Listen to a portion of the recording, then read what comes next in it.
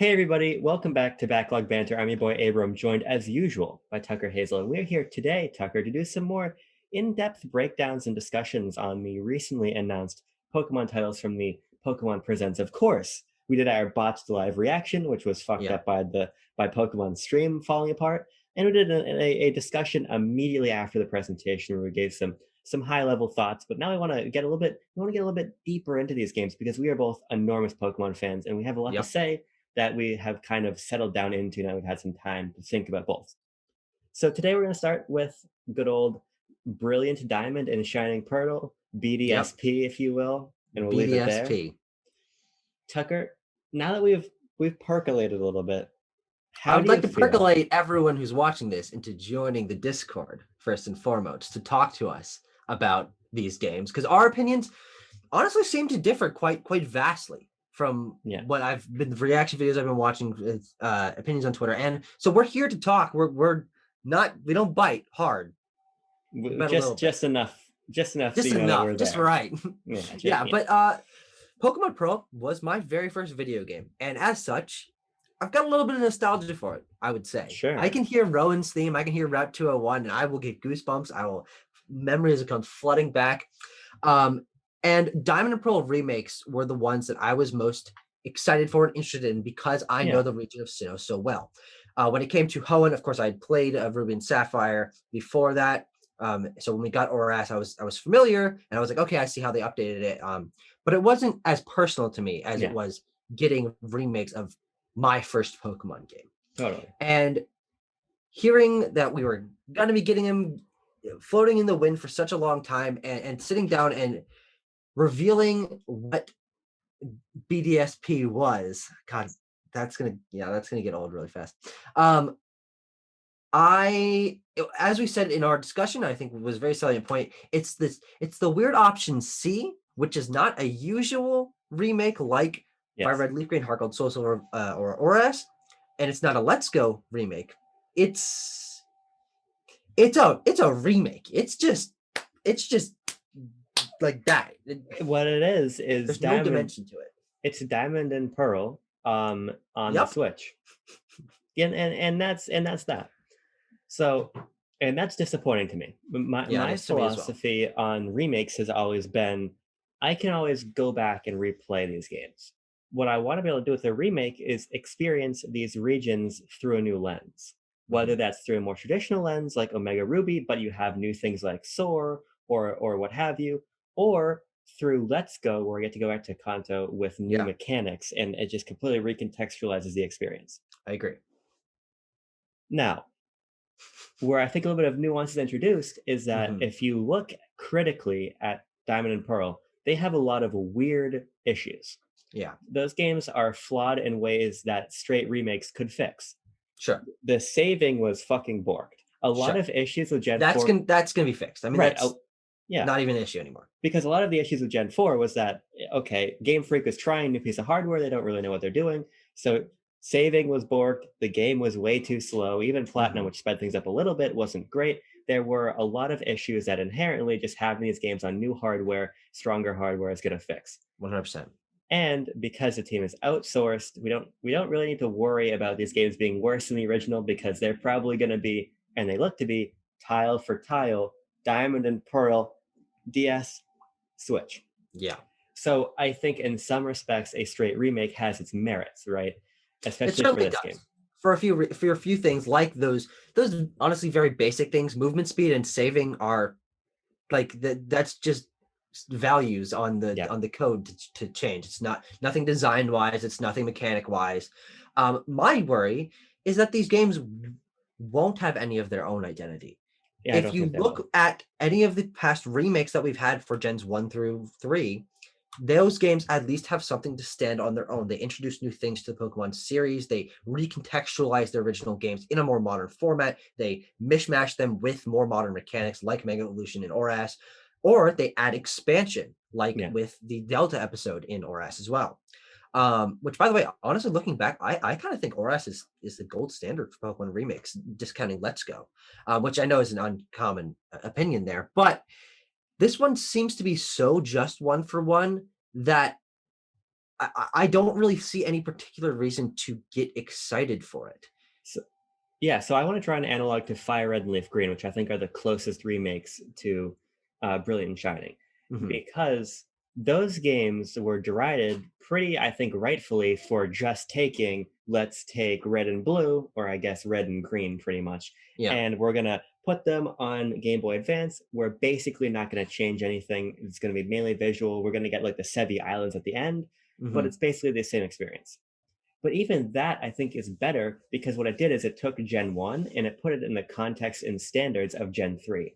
Yes, This is exactly. not the context and standards of Gen 8. 8. Yeah. It's just, in my opinion, the It's kind of the laziest. context and standards of Gen 4. Yeah. And for me, that makes it really, really feel lazy because it feels like we're getting Game Freak capitalizing on this intense desire Yeah. for Sinnoh without actually presenting something that's compelling outside of, hey, here's Sinnoh again, you can play it on your Switch. At that point, re-release Platinum on Switch, Yes. Mhm. I mean, because obviously rework it so it works right, on a single screen, things like that. And there are those aspects to it. It's going to have to be different. We only have one screen to work with now. Like yeah, some of the things that made the DS game special with the touchscreen are going to have to be reworked. And I don't know how those are going to work. It might help it feel a little bit inherently different because it's only yeah, one screen experience. But I don't know if those are big enough changes because when I look at Sinnoh and look at the things that I enjoy about it, and I think, okay, they're going to modernize it in some way, bring it to a home console, make it the big Pokemon game for the 25th anniversary. I'm thinking, okay, Diamond and Pearl, Sinnoh has this crazy story with the distortion world yes, it and is. an over the top evil team. It's got all sorts of legendaries and secret locations and side stories and characters like Cynthia and that really could be fleshed out into something modern and feel grand and impactful. When I see this and I think of my not very extravagant hope for them to include things like Darkrai and Shaman and Yeah. Arceus into the game in these small side stories, small events, stuff like that. I don't even know if they're going to go that far. I mean, I just think that the fact that it is so one to one is a huge turnoff for me. And Yeah. as we've said before, it just feels lazy. And so I feel like this is a case where I really need to play the game and see to what degree things are being tweaked with, Yes. Mhm. because another problem there are more design issues with Gen 4. A lot of people deride the way that badges are spread out, which is pretty I subjective. But a lot of I people haven't really ever really, thought about that. and I think really fairly talk about there's like 5 families of fire type Pokemon in the Yes. entire game. What? Ponyta, maybe Growlithe, Chimchar. I don't know. Eevee, because you can get a Flareon, people count. Oh, that counts. Yeah, and And then there Magmar. No. Yes, Because you Magmortar. get Yes, Magmortar. exactly. Yes. So stuff like that is going to have to be ironed out, you would think, but it just comes back to the fact that this team is not Game Freak, you know? Yeah, I don't think that'll be ironed out. I really don't. I think Yeah, the wording of faithful and nostalgic is yeah, something they haven't used before in the marketing for those other games. It's refresh, it's new experience, it's these ways to yeah. modernize it that they're putting the selling point. The fact that they're leaning so heavily into that nostalgia as the what the remake is leaning on, I don't think we get any new Pokemon. I don't think we get any expansion of the Pokedex. I don't think we get, I mean, which is really, really sad because, and especially because it's not Game Freak doing this, Ilka doesn't know how to balance a region with Yeah. Pokemon. I mean, obviously Game Freak did when they made Gen Yes. 4, but they could have fixed that. And I think the fact that they're shirking it off to a company that's never made a Pokemon game before, the only game they did was Pokemon Home, which is a menu. That's not a game. So apparently they have worked on some other ports of Okay, stuff. sure. They've worked I on should have done my research first. My bad. Dragon Quest Eleven's port. Hmm. They've worked on ports of Nier. They have worked on ports of games. It Yeah, seems like actually Ilka is a little bit more of a competent port house than I realized at first. sure. They don't But have a Wikipedia page. then maybe I was being misled on Twitter, because there's a lot of shit being thrown around on Twitter today that is arguably true, arguably untrue. If you can fact check what I just said, in the meantime, we'll take it with a grain of salt. I saw it on Twitter this morning. Near Automata, Yakuza 0, Metal Gear Rising Revengeance? That sounds wrong. Yeah, they seem to be a support studio, a port studio. They have their hand in someone else's cooking pot, and they help stir the ladle around, right? But there's a big difference between making your own gumbo, as Game Freak likes to do, and just stirring that ladle around. Yeah. And I think we need that Game Freak gumbo. And we both deride Game Freak quite often for being Game Freak, right? But we needed Game Freak to return to the Sinnoh well and to recontextualize that game, and that's not what we're getting. Yeah. And it's just disappointing. I think this is legitimately disappointing, especially in the 25th anniversary of the Pokemon series. This is the year that we're doing this, you know? Yeah. It feels underwhelming. It just feels disappointing, and that's the biggest thing. And I think we also just have to bring up the visual style, because not only is it tile for tile remake, they just made the models 3D, and not only that, they did it in the cheapest way possible. There's an image set circulating of Dawn from Pokemon Masters. There's so many fucking Masters EX. Master Sex on phone. Yes. Yeah. That was such an unfortunate say. And which the style of those trainers in that match, who's the artist? Oh Jesus, Sugimori. Ken Sugimori's artwork for the trainers, for the characters. Yeah. They modernize them. They have this line art that really makes them pop and stand out of the background, and it feels like Pokemon. It feels like that 2D art that you're so used to seeing in Pokedexes on websites turned into 3D models. And this is not, the chibi isn't my problem, because I didn't mind the chibi in Gen 6.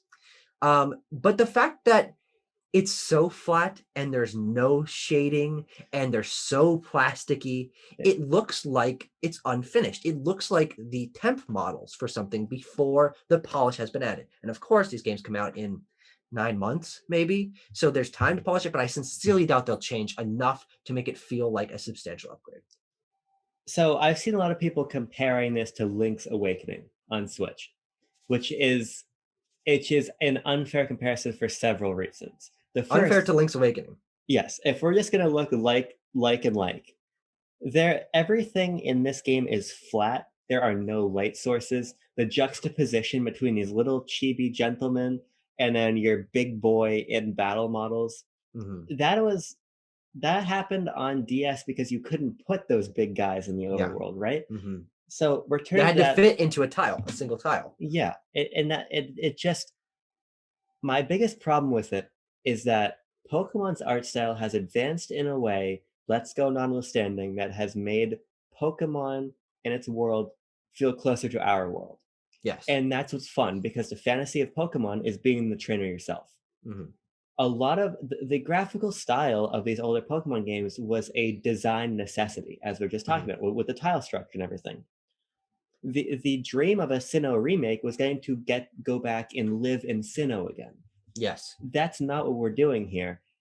Nostalgia is one thing, but the Pokemon fantasy is why we keep playing Pokemon. It's at least why I keep playing Pokemon. Yeah. Because it's such a rich world. It's the world I want to be in. And when we talk about things like the wild area, when we talk about Pokemon in the overworld in Let's Go, we're talking about the fact that we're getting closer and closer and closer and closer to this idea that we've always wanted, right? And the remakes have taken steps in that direction. They always have. Heart Gold, Soul Silver had the walking Pokemon, which is incredible. We had Soar in Omega Ruby Alpha Sapphire. Pal Park in Sinnoh, or not Pal. Yeah, no, Pal Park. It was have Pal your Pokemon Park. Follow you around up in Heart Home City, I think. Yeah, but for like a tiny little area. Yes, exactly. But which also takes me to something that, like, why don't we have following Pokemon in this? That would not be difficult to implement. Clearly, they're not making new models. Clearly, they already have them made for Let's Go, for walking animations in Pokemon Home and things like that. That would be something that they could add to this that would make it feel, oh, it's just that little more special. Of course, we got following Pokemon in Let's Go. Yeah. We got the addition of following Pokemon in the Sword and Shield DLC. Clearly, that they know that that is something that people want, Yeah. and it's helping the series feel like it's moving forward. And they don't even have that in the first trailer. However, I will say that there's a possibility that there's another layer behind this of something special that they're hiding. Maybe it's the first trailer that's leaning so heavily into the nostalgia. Sword and Shield didn't show us wild area, the Pokemon in the overworld, any of that stuff until the second or third trailer. It really changed our perspective on what that game was. Unfortunately, this is a remake. We don't know exactly how that factors in. And of course, there's another studio making it. But I do think there's a possibility that there's something hiding, but I don't want to set my expectations too high. Yeah, I think that's a fair point. I think it's fair to contextualize the fact that we have seen very little gameplay. Yes. But at the same time, those are the sort of things, especially in a remake, that I think you need to communicate first and foremost, you know? Yeah. Mm-hmm. And they didn't do that. And there's just such a juxtaposition between where we were with Pokemon back then and where we are now, just in terms of quality of life and everything, that it's going to be hard to go back. It's going to be hard to go back to complete random battles. It's going to be hard to go back to so many things. And the last thing you want your remake to do is remind people of how far the series has come. You don't want to make the game look worse, right?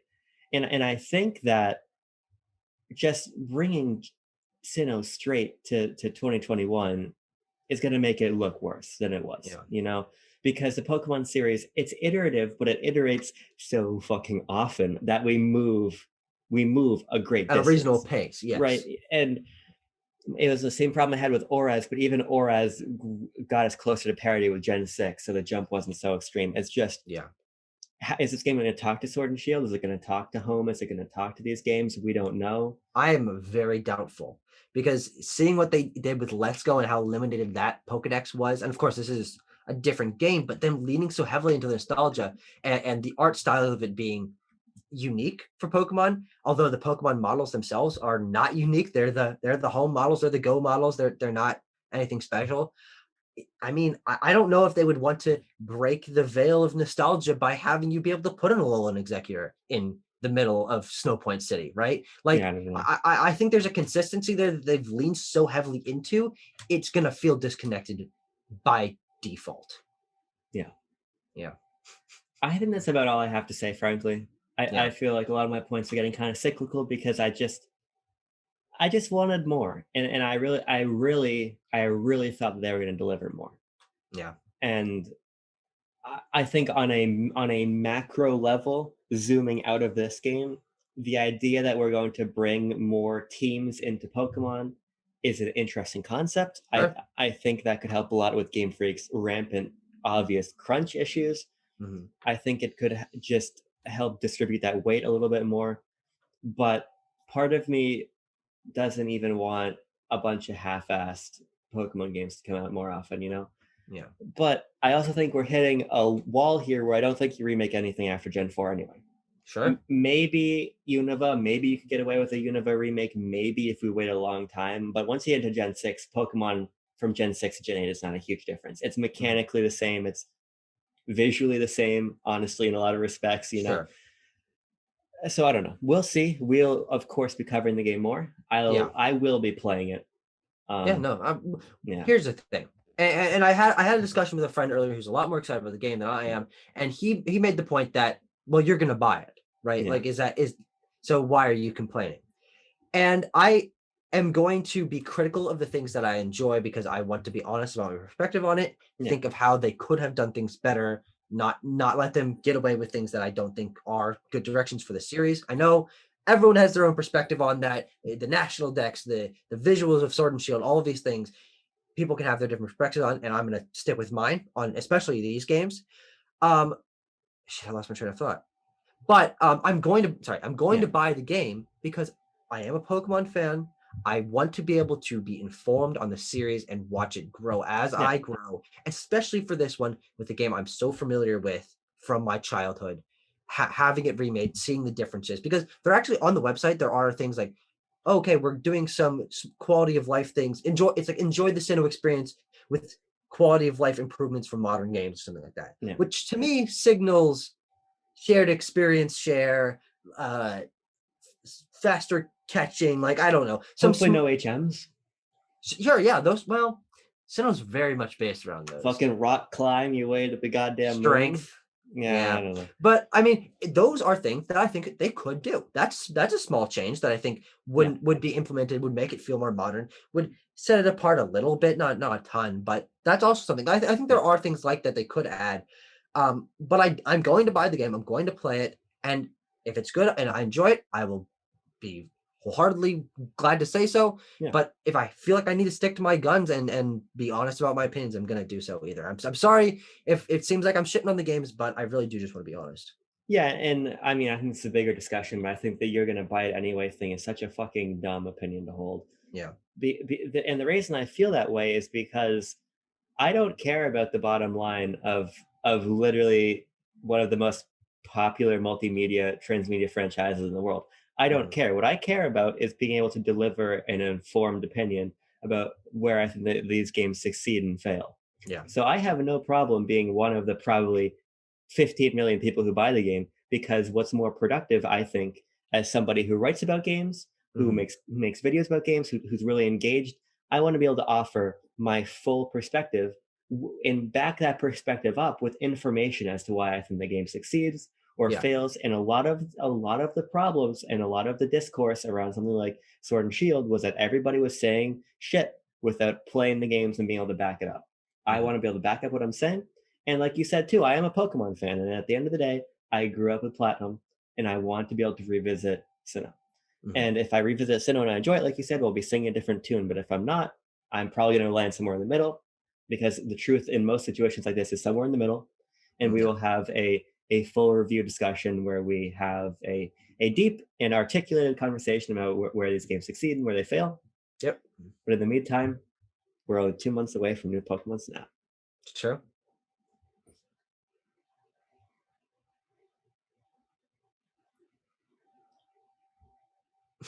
BDSP. Yeah, as usual.